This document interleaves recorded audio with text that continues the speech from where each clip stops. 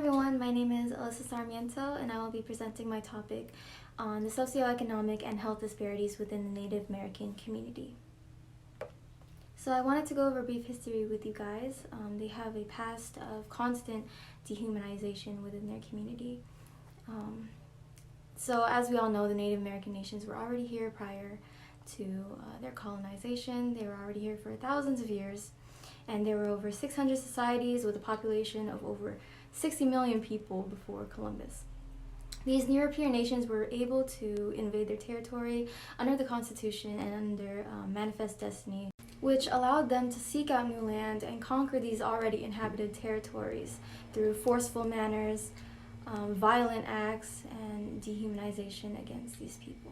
Native American people living in their territory was known as the Indian problem, and the way that they resolved this was by extermination and relocation to reservations. How they did this was they forced them out of their own homes and lands, and they made them march all the way to these reservations that were located hundreds of miles away from their homes.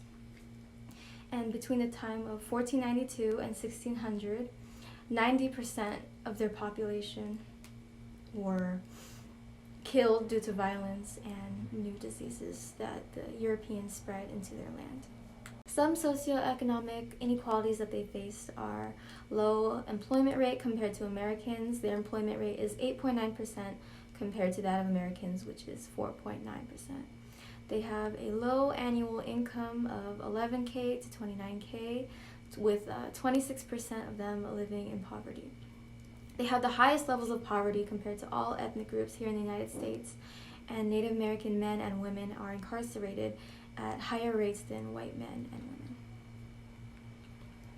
Some health disparities that they face are American Indians have the lowest life expectancy of 5.5 years compared to all other races here in the United States. They have disproportionate disease burden due to inadequate health care. They have discrimination in the delivery of healthcare to Native Americans, and they face disproportionate death rates in regards to diabetes, suicide, chronic liver disease, and unintentional injuries. And their leading cause of death here in the United States is suicide, unintentional injuries, and diabetes. There are many ways for us to help Native American communities nowadays. We are able to donate to organizations that support Native communities, and I have a bunch listed here underneath.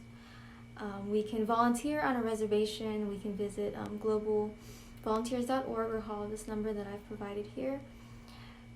And we can post about Native American issues in order to spread awareness, because not a lot of people know about this topic. So what I learned from conducting my research on this project is that there are actual ways to help and get involved with the Native communities here.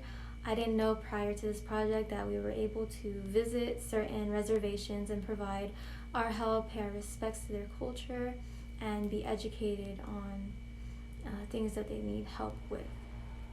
So obviously from my project I learned that Native people experience extreme health disparities in their community because they have the lowest expectancy life rate from any other race here in the United States.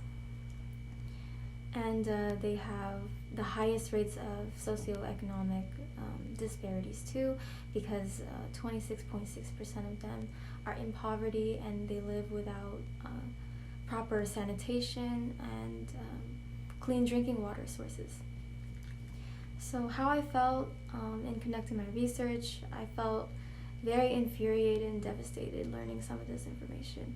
I felt a personal responsibility for advocating and finding ways to help out the Native American community in any way that I can. And I was shocked at the thought that mass extermination of these people were somehow tried to be justified under the Constitution through a manifest destiny, which they believe was a God-given right. And here are my references.